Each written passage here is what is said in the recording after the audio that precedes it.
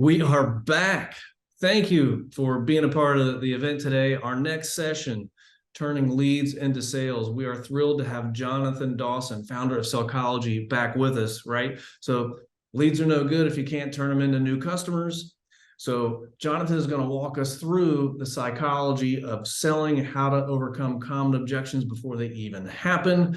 Jonathan, thank you for being here today. I got a couple things to show here as we go logistically, as we always do. We are recording this. We'll share it out afterwards. Use the chat function if you want to ask a question of Jonathan as we go. We'll get answered. And then lastly, if you haven't yet, send us your worst trade-in story, right? Email it to marketing@tradepending. We are awarding the winner at 4:30 Eastern today. There's a picture of that cooler, but if you actually want to see this thing, it is fantastic. It's very big. I mean, it's the legit. The beast. It's the beast, right?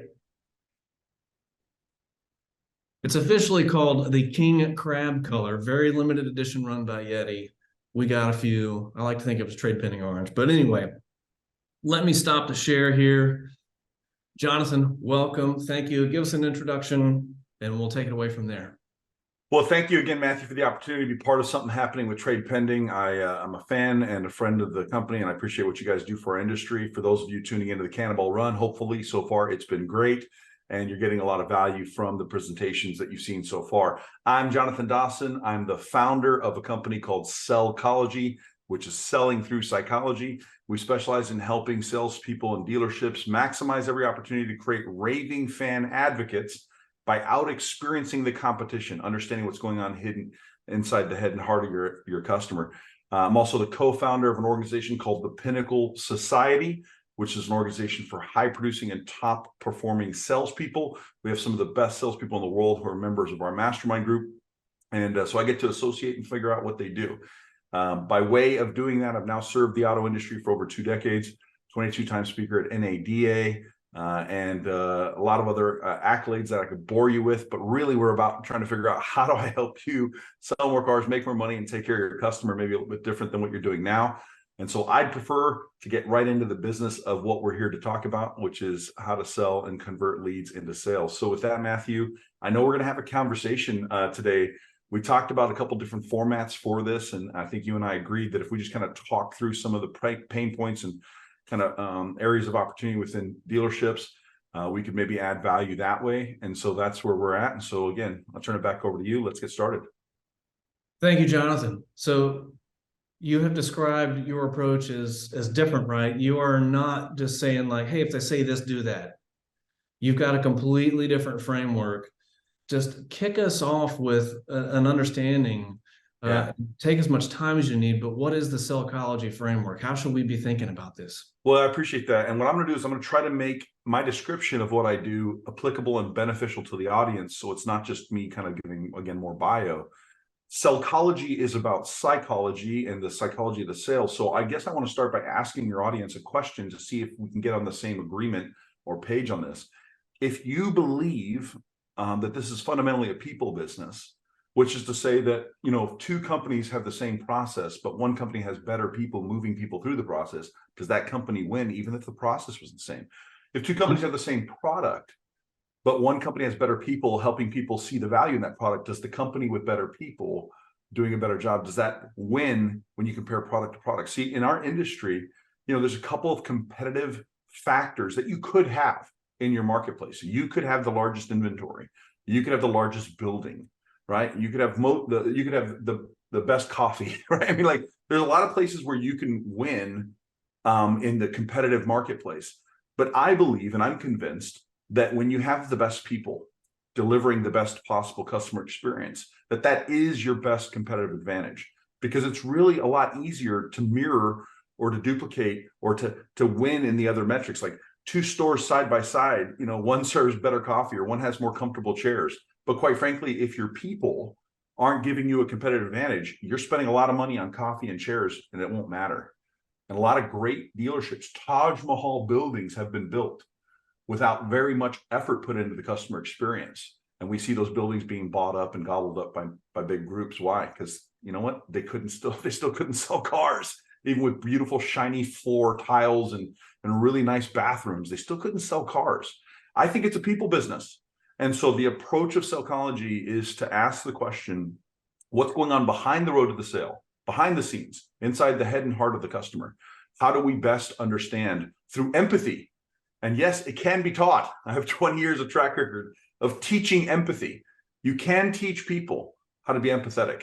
Now, it helps if they're not starting out as narcissists or sociopaths. Like, it starts if you don't hire narcissistic sociopaths to begin with. But assuming you have hired somebody who's a decent human being, they can learn the patterns of empathy. So let me give you kind of a juxtaposition. Let me kind of separate 2 or 3 business models. A lot of training and support, a lot of teaching people is teaching people what to say and how to say it. A lot of word tracks out there. Say this, do that, repeat after me, say it this way, do it this way. And so there's a lot of training out there that falls in that group. And I'm not saying that's wrong. I'm just saying that's one style. Swing the pendulum the other way and you get a different style. And I call this the charisma and charm style of training. It's all about personality. So if this side is all about process, do it this way, say it this way, follow my steps. This side of the pendulum is all about personality. It's about walk like me, look like me, sound like me, talk like me, act like me. If you were just me, and if you weren't you, if you could just understand how important it is to be me and not you, Matthew, just be me. And if you could just be more like me and look like me and act like me and sound like me, you'd be successful like me. Don't you understand? Yeah, that sounds terrible. Yeah. So there, you know what? Those are 2 different styles. So what Sellchology aims to do is to focus on patterns, principles, and psychology.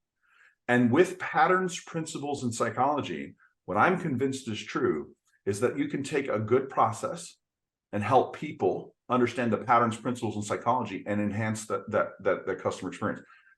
And over here, you can have your own personality. You don't have to become someone else to be successful. So what we're going to talk about for the next few minutes while we're here on this Cannonball run is we're going to talk about how to out-experience the competition, how to create raving fan advocates, how to win in the marketplace and sell more of your leads through the customer experience by teaching your people and hopefully those that watch this, learning how to use psychology with your next opportunity.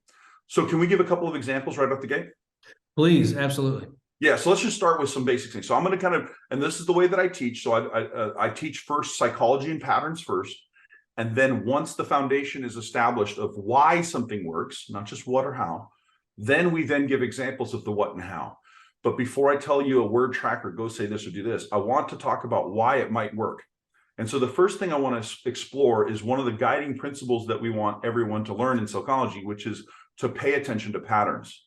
So there's a 5-step process that I'm going to kind of outlay for you here, just kind of lay it out for you. 5 steps. And step 1 of this approach is called pattern recognition. So to be successful really at anything, really what you should do is you should look for the patterns because success leaves clues. So if a customer shows up at my lot and I'm now going to try to, move them through my process, whether the phone call initiated it, an online lead initiated it, they just, happen to show up. But when somebody physically comes to my lot, there's a certain set of patterns that people fall into, behavioral patterns as a consumer. And the field of psychology exists because people fall into certain patterns. If people did not follow certain patterns, we couldn't even have a field called psychology to study them. It would be just studying chaos. But so the first step in the process I'm about to outline here is the step called pattern recognition, which is to teach your people to start to recognize that what you're calling an objection is likely not an objection. It's just a pattern of behavior. And why is that important to understand psychologically? Because you see, when I start viewing situations, especially challenging ones, what we normally call problems, but when we start viewing them through the lens of a pattern instead of as a problem, it literally changes your own neural pathways of how you approach it. And the best way to kind of illustrate this to see how this works is if you walked in today, Matthew, and the boss, right, the owner, if any person walks into the company, a salesperson walks in and the GM walks up to him, a sales manager walks in, the GM, the owner walks up and says, "Hey, I want to talk to you because I've discovered 10 problems and we need to talk about them."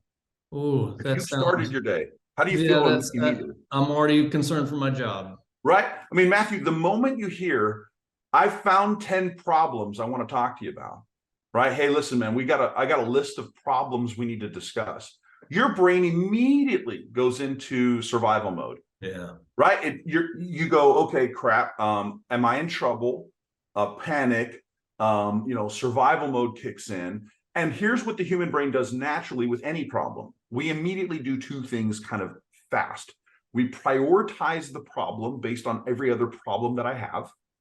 Right? We ask ourselves, do I need to deal with this right now? Can I put it off? Right? Which leads to the second thing, is that we procrastinate it. Right. So we initially prioritize it. We rank it and go, how big of a problem is this? And then we start asking ourselves, can I deal with this later? I thought you were going to say we try to blame somebody else, but that I was going to say, which is the next thing that typically happens, which is pass the buck. Got it. So immediately kind of pass the buck and go, hey, this isn't my fault, or really it's somebody else. But the point that I'm trying to illustrate here is that the word problem comes with baggage, emotional and psychological baggage. So when a salesperson views objections as problems, their brain views it as that. What it does is it immediately feels overwhelmed.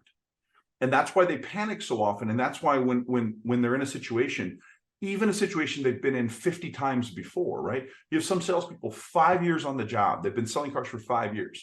And they come to the sales tower and this guy just wants to think about it. And you look at him like, when was the last time you heard this though? Wasn't it like, I don't know, 3 hours ago? Right. Why is it that every time in your brain you hear an objection and you immediately panic?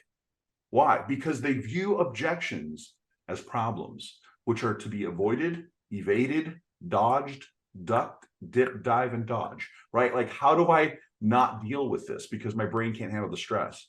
So let's come back to my very first idea, step number one, pattern recognition. By viewing something as a pattern, not a problem, look at the way your brain changes the dynamic. So if I saw you, and again, I'm the boss and I see you and I say, hey, Matthew, I've discovered 10 patterns. I want to share them with you. I found 10 patterns I want to go over with you. Now your brain reacts differently, doesn't it? When you hear, I've found 10 patterns, you're now curious. So instead of being accused, you're now curious. Your state has literally changed. So the very first thing we want to teach in Sellchology to any sales team, and this is true for management as well, is stop viewing what's happening as a problem and start viewing as a pattern. Because when you start asking a new question, you start getting new answers. And so if I go, hey, instead of looking at, this is a problem that needs to be overcome, let's look at it as a pattern that needs to be addressed. And let's look at and understood. So how do we do this? If you're in management, here's your first exercise for your sales team. What you want to do is you want to get with your team and you want to say, hey guys, let's talk about a customer who shows up on the lot. And for now, let's put a 5 to 7 minute block of time from the time they show up. So if I start a stopwatch from the time a customer gets out of their car, and let's say it's been 5 to 7 minutes, what are the most likely things a customer will say or do that slow or stop the sale? What are the most common patterns of objections? What do they look and sound like? And let's whiteboard them. And here's what you'll probably find in your team. If you do this as a manager, you're going to probably find a consistency across the board of the things that your team is saying. So what do you think, Matthew, if you had to guess, what are the most common things that come up in a conversation like that? What would I put on my whiteboard, Matthew? Oh, you're going to put, I need to think about it. I need to speak to my spouse or significant other. It's too expensive, right? It's the common objections that you're just going to hear over and over again. Yeah, absolutely. And in fact, if you did it categorical by timeline, what you'll find is that certain objections tend to show up as a pattern towards the beginning of the sale. Some are more likely to happen midway, and then some happen, of course, towards the very end once numbers are produced. But if you just said, hey, from the greeting, what are you going to hear? My guess is if you're a manager doing this exercise, you can pre-write these down. You're going to hear your people say, just looking, not buying today, first stop, don't have any time, I just want your best price. You don't have what I want. Something like that. In fact, there's probably at most 10 common things, depending on your market and the customer type that you serve. There's 10 common things that will come up on a regular basis, 5 of which are so common, they're probably voted as 80% of the time you're likely to hear them. So this is stage 1, pattern recognition. You've got to discover what the most common patterns are you have at on your dealership's sales floor. Now let's move to stage 2, pattern interruption. What is pattern interruption? Pattern interruption is the belief that once I identify something that's likely to happen, there is a way for me to get in front of it and recognize the patterns of it in such a way that I could possibly prevent it or possibly diffuse the intensity of it. So this is where Sellchology takes a pretty radical turn from most training platforms or training programs out there for a sales team. Most trainers will want to teach your people 150 closes, how to overcome objections, how to do rebuttal training for when the customer says this, you're going to say that. When they do this, you're going to do that. That's not how we approach it. Instead, what we ask is a new question. How do I introduce the potential objection so I don't have to overcome it? How do I pre-frame it so it doesn't become an issue down the road? That sounds scary, like giving the objection before you hear it. Yes, it's really using anticipation and empathy. By paying attention to the patterns, I can anticipate what you're likely to ask or say to me. And therefore, by anticipating it, I can introduce it with empathy so that your brain hears my brain think the same. And something magical happens in human behavior when you meet someone who aligns with your thought process. What happens subconsciously is rapport. What happens subconsciously is trust. Because as I say all the time, it is not the known that is scary to the brain, it's the unknown, right? There's no scary movie that's filmed in broad daylight with all the lights on in the building. The scary scenes happen at night with all the power off. Why? Because the human brain is fearful of the unknown, not the known. So Matthew, when you and I meet, my brain is subconsciously asking the question, is Matthew a threat? Is he scary? Is he gonna hurt me? Is he gonna help me? That's what the brain is asking subconsciously. So when you are able to accurately state my position for me in the form of an introduced objection before I even say it, what happens is I begin to hear my own thoughts expressed by someone else, and I go, oh, he thinks like me. And here's what's really cool about it. When you think the way that I think, I will like the way that you think. And if I like the way that you think, I'll start to like you too. And if I like you, I'll likely want to do business with you. So the magic of Sellchology, the simplicity of it really, is all we have to do is look at the patterns and then teach salespeople how to say what the customer is going to say anyway, but just say it first with empathy. And then what happens naturally from that is the customer goes, oh, I don't have to tell you that because you said it first. Oh, I don't have to do that because you just offered to do it. Oh, I don't have to be difficult because you're making it easy. And the guard comes tumbling down like the Great Walls of Jericho. Yeah. And now the barrier of rapport has been eliminated because trust is established subconsciously. Now the customer now opens up. Some sales teams will tell you they're with some customers for 45 minutes and still don't feel like they have a rapport with the person. That's a shame because a lot of times it could have been prevented proactively. So let's take a couple of examples now, Matthew. I'm going to give you a list of them and then you throw them at me and tell me which one you want. And what I'll do is I'll show you how to frame it in that proactive way. Okay, let's go. So I'm going to pretend that you're a brand new salesperson or you're a struggling salesperson who's been at this business for a minute and you plateaued and you're just stuck and you go, God, I need a new way. And I want you to now, I'm going to give you a couple of ones. You tell me which one you want and I'll help you reframe it. Okay. So what we're going to do is we're going to use proactivity to introduce the objection first. And proactivity, by the way, is the third step. And that's the natural transition. We're going to step 3 in the process. We had pattern recognition followed by pattern interruption. And now we're getting into proactivity, which is the way I'm going to interrupt the pattern that the customer has. Just looking, not buying a day, first stop, don't need any help, time, price, pick one of those for me. Just looking today. Just looking today. So classic sales training would be to then give you a clever rebuttal or response. You say that to me, and then afterwards I react and say something back to you to disarm that objection. But with proactivity in place in Sellchology now, I know you're tempted to say that to me as a consumer, so I'm going to introduce it first. How do I do that? I take the element of it, the core element of just looking, which is the concept of looking, and I say the word for you or a synonym. Now, Matthew, this is again the way that I teach. So I want you to understand the concept before I give you the full application.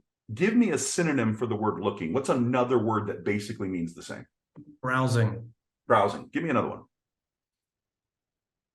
Just starting my shopping right now. Starting out, shopping, checking things out, comparing, researching, gathering information, taking a gander, perusing, if you will, right?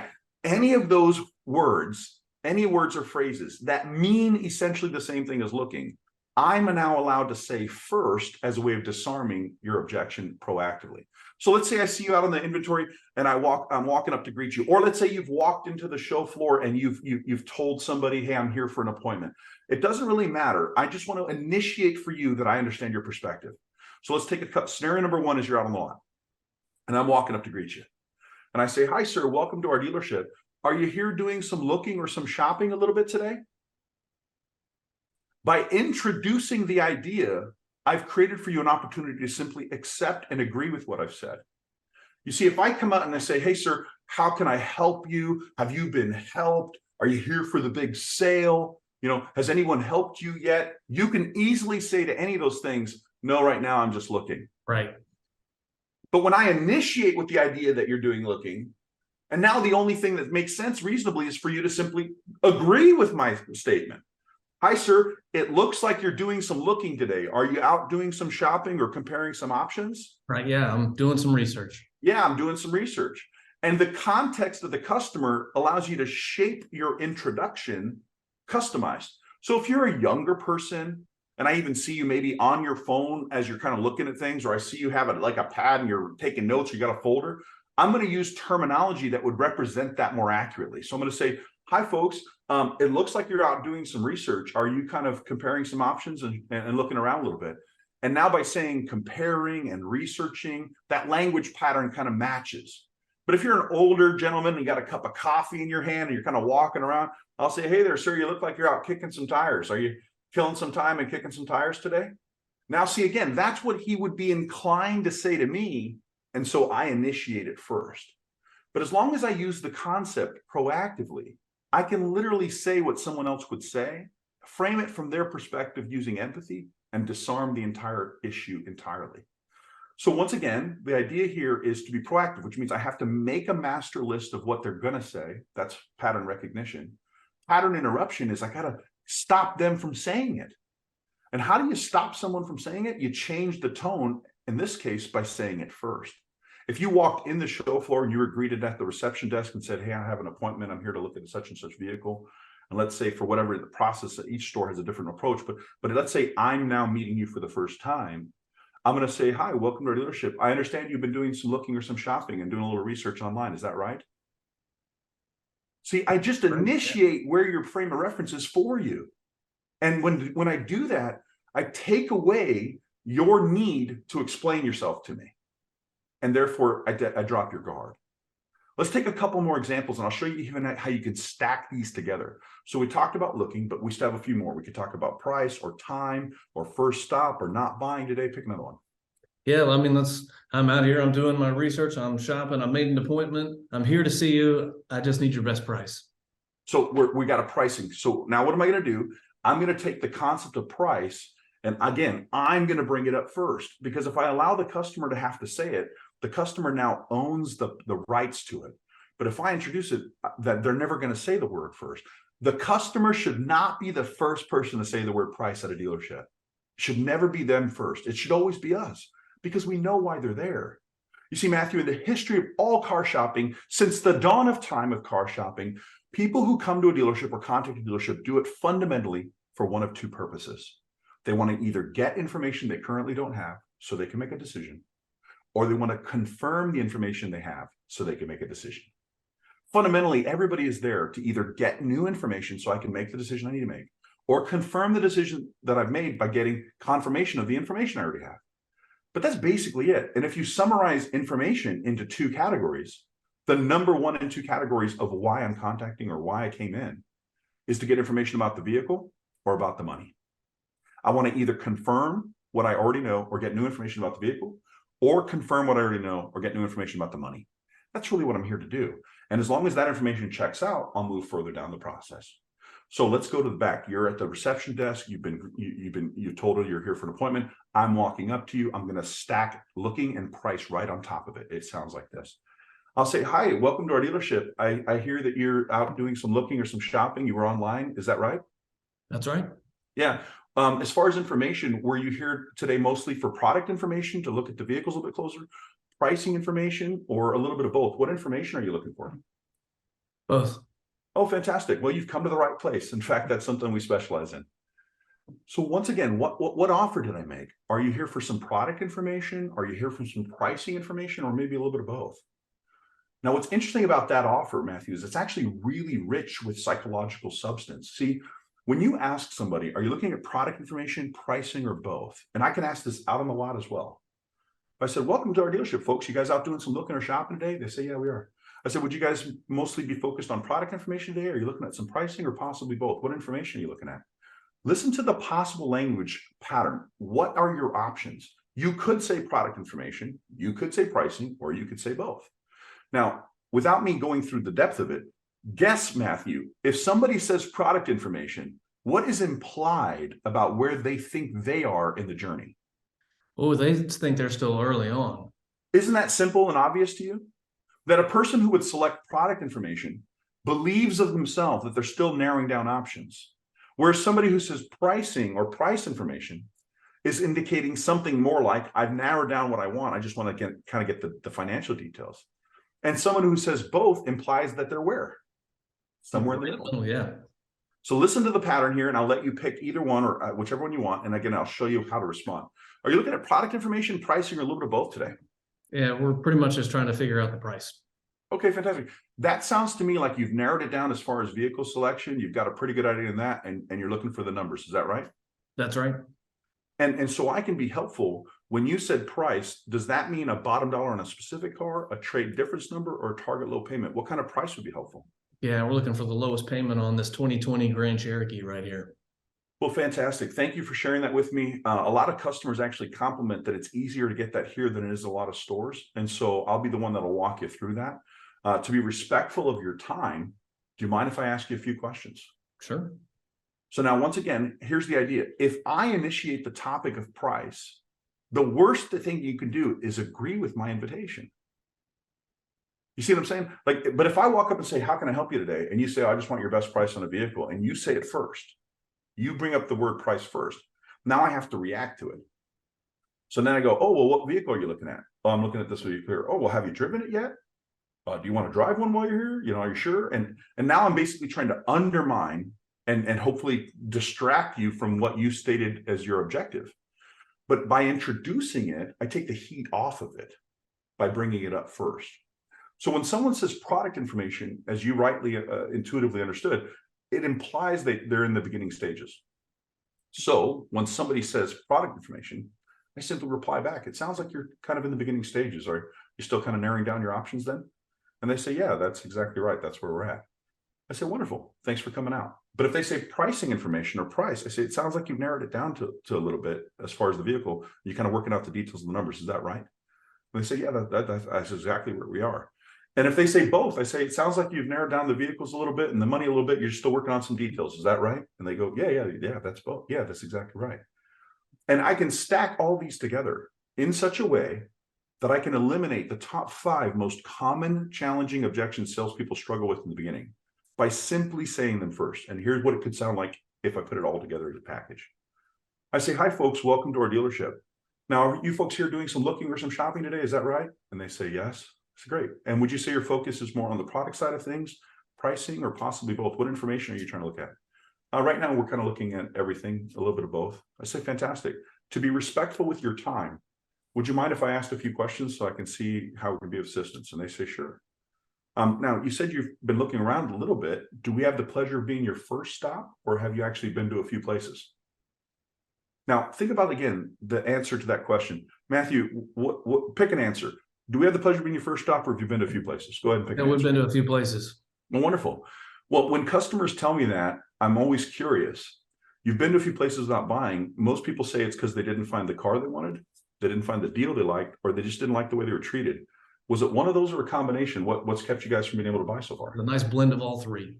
Now, here's what's interesting about that, Matthew. See, again, it's patterns. When someone has been to another store and did not buy a vehicle, what is the most likely pattern? Why didn't they buy? What likely is the reason?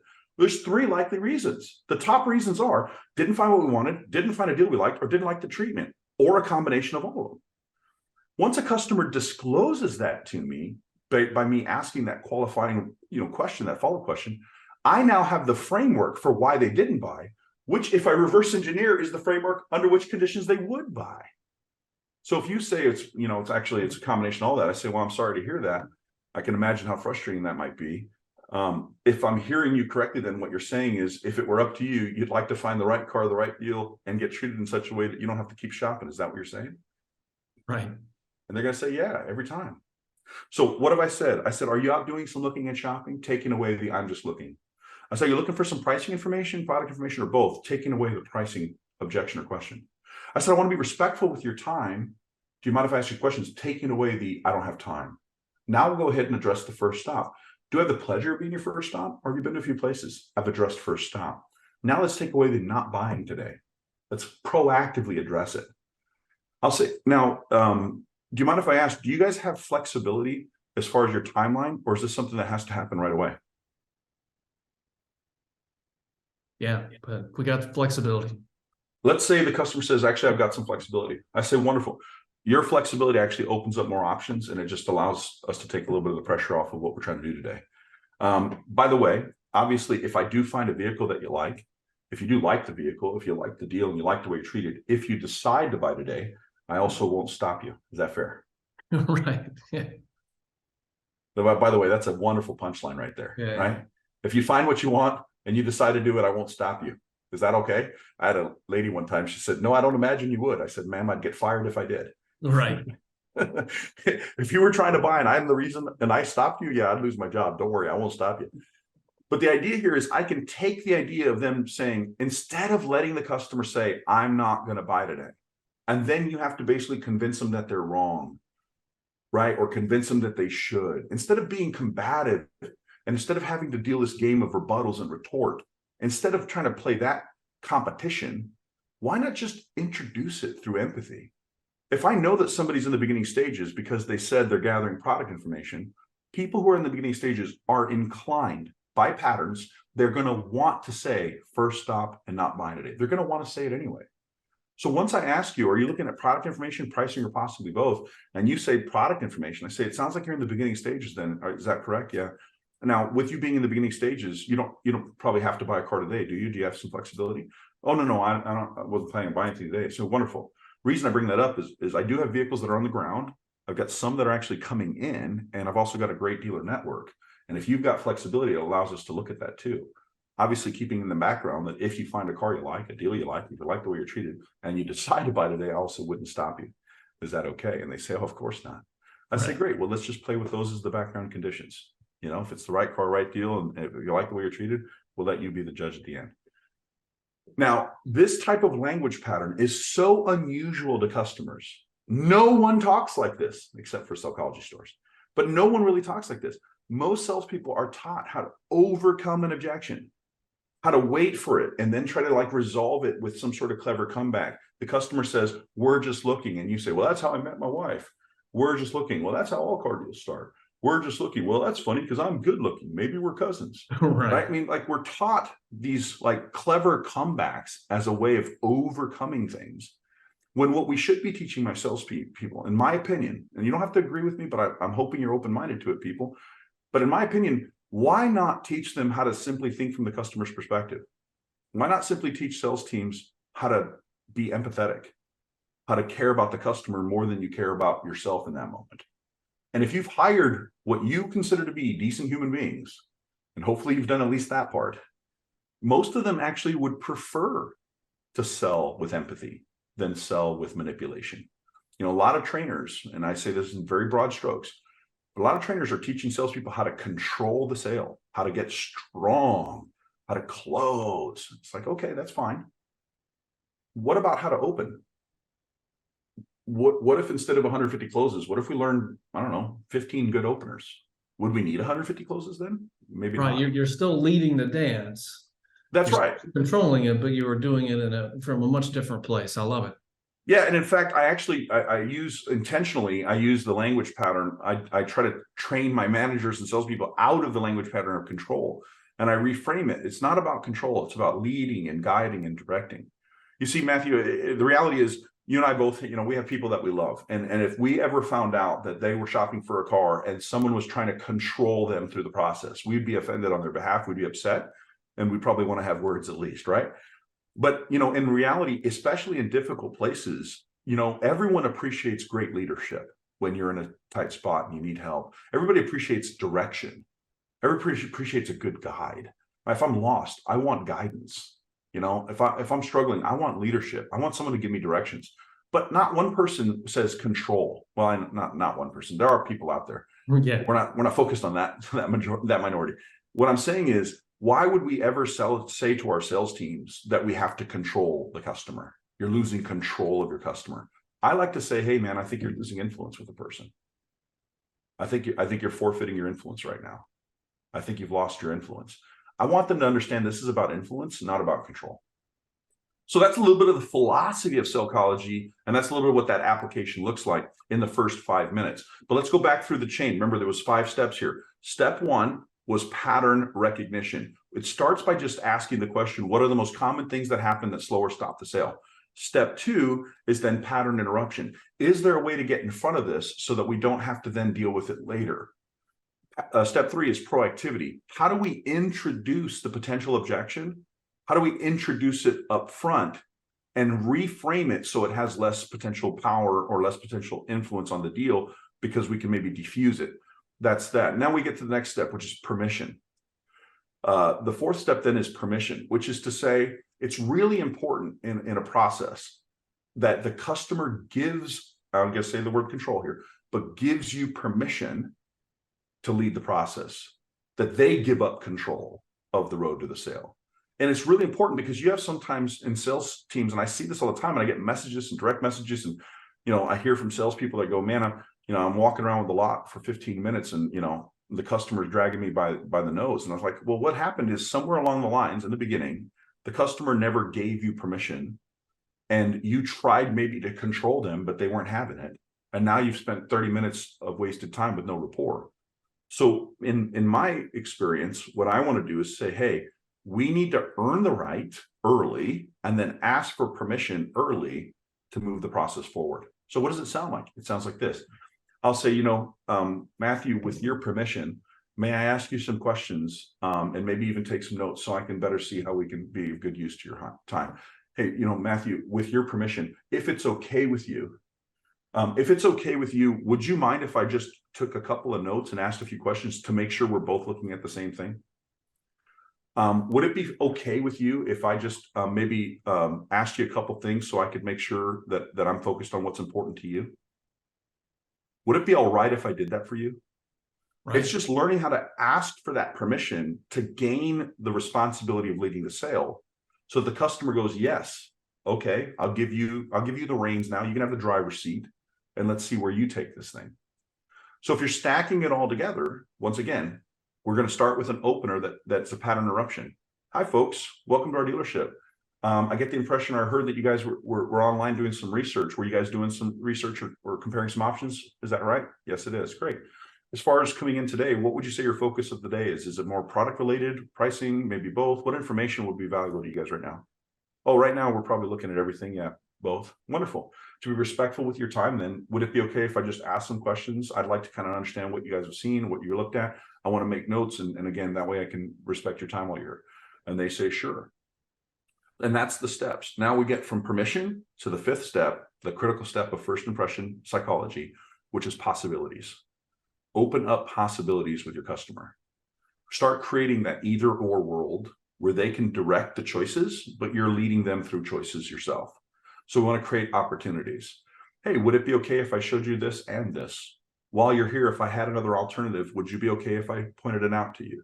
We now start creating options and alternatives for the customer, each one of which is fine. I don't care if you pick A or B. I just want to give you the power to pick A or B, but I want to move the sale forward with kind of an A, B, or an ABC possibilities. Right. Yeah. And why is that for so the important? first few minutes. Pardon me? Why is that so important? Well, it's a couple of reasons. Number one is because, quite frankly, when it comes to the investigative process in general, when it comes to questioning in general, there's really 3 kinds of questions basically you have structurally. You have open-ended questions, closed-ended questions, and you have alternative choice questions. So that's your basic 3 structures. An open-ended question is where you ask a question and there's any kind of possibility of answers, which are great for gathering lots of information. And of course, the customer can answer it however they want. So if you say, what do you want? If I just start by saying, what would you like to do today?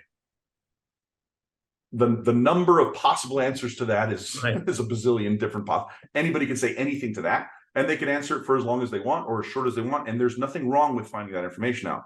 However, the second kind of question is a closed-ended question. A closed-ended question is where there's a fixed answer essentially to the question. So if I said, did you guys want to look at just the new truck today? That's a yes or a no. Right. So the problem with closed-ended questions is if they're not used appropriately in the right time or context, is they can have a start-stop feel to the conversation, because everything is just kind of yes or no, black or white, and it's just kind of, it just feels very stilted.